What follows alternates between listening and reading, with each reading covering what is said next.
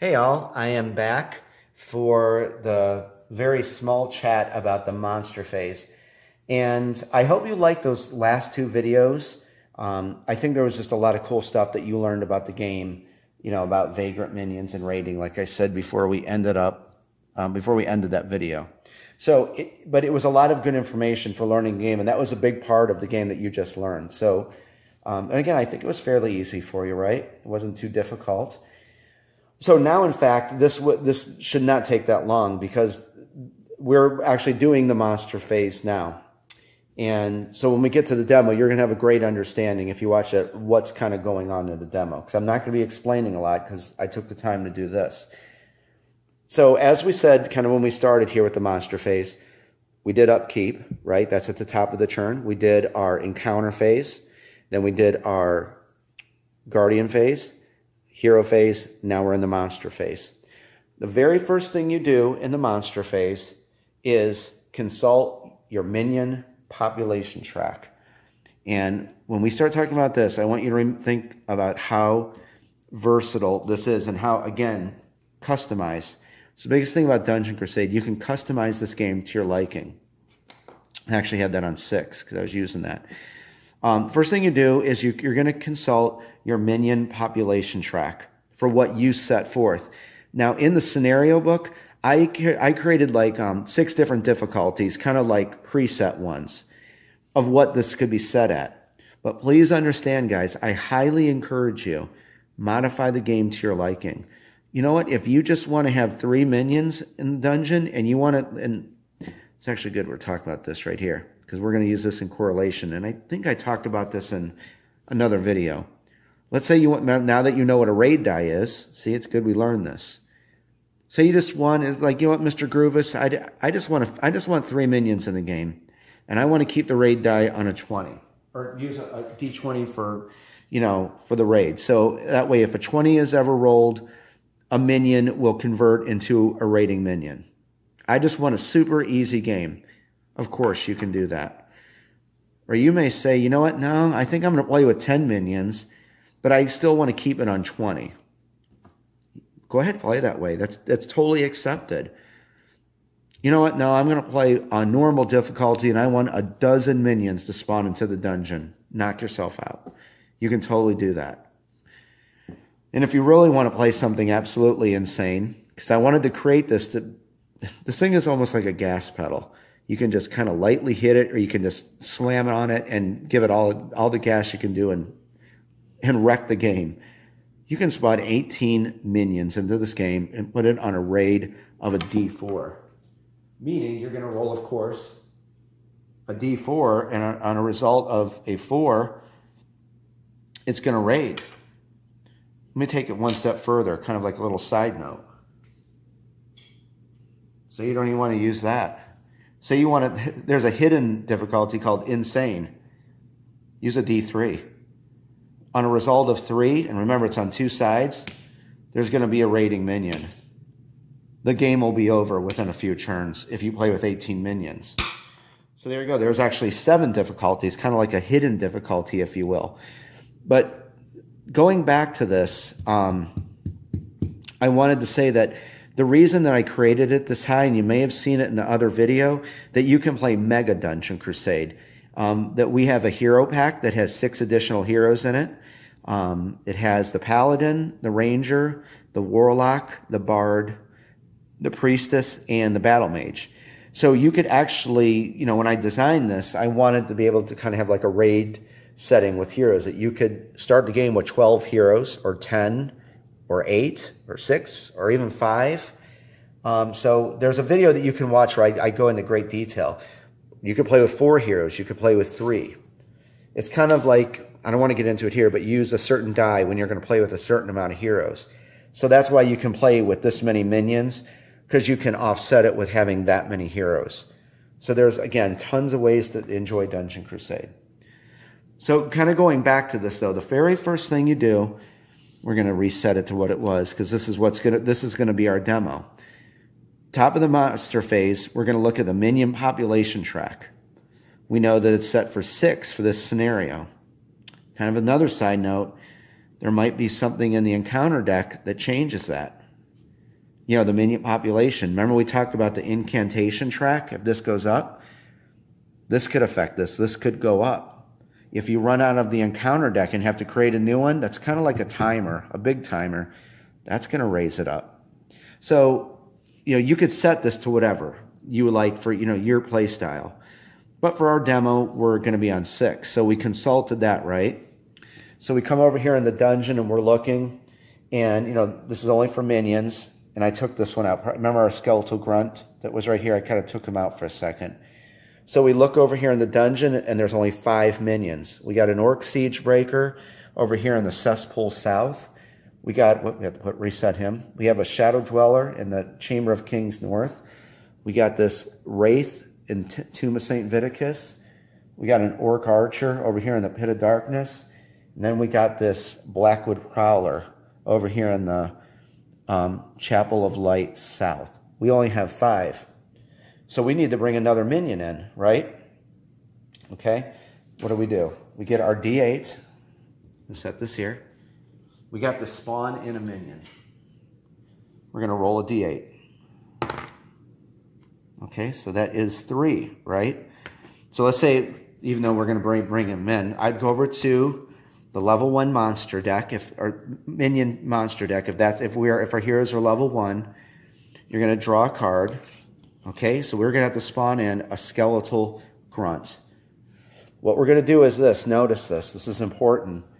This is your monster activation area. This is as monsters come out, you're going to put them from left to right. And depending on your table space, if you have more table space, you can put it there. You would start it right here. So and so forth. Say a monster's defeated. Which we're hopefully going to kill him in our demo here.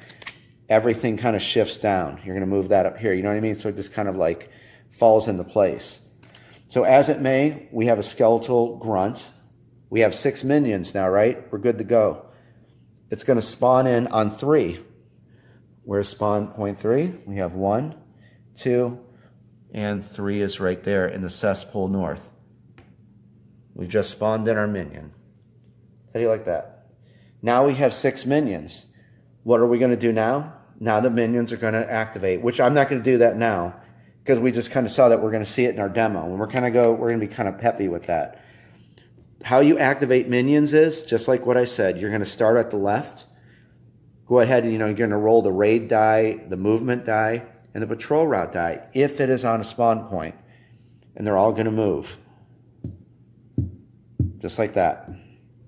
When that is over, that's the end of the turn, guys. You're going to go back for turn whatever, turn 5, start out at the upkeep phase. Upkeep, encounter, guardian phase, hero phase, monster phase, back to the top.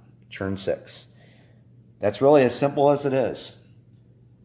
And that is the monster phase. And I'm not going to, since we're going to see that, and plus I just showed you all that, so I don't want to have to run that, but now you know how monsters move on the patrol route system. And I think that is going to conclude this. As I said, this one was not very long at all. But I want to make mention of something that Tobias said. Hello, Tobias, and you are awesome.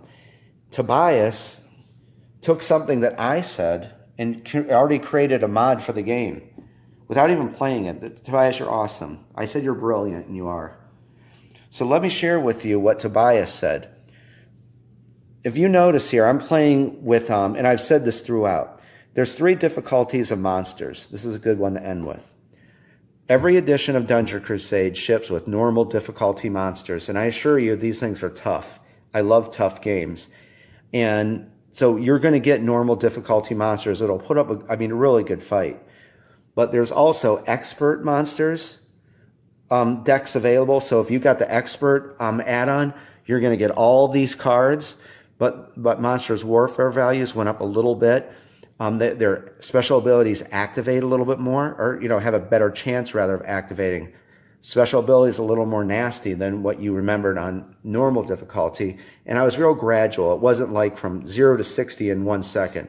It was very gradual, very appropriate. So you're going to get another 186 monster cards. Furthermore, well, let's see, green, like normal monsters have a white glow to their back, to their name. 1 skull. There's like a tiny little skull there. That means that that's a normal difficulty monster. Expert difficulty monsters have a green glow, and there's 2 of those skulls.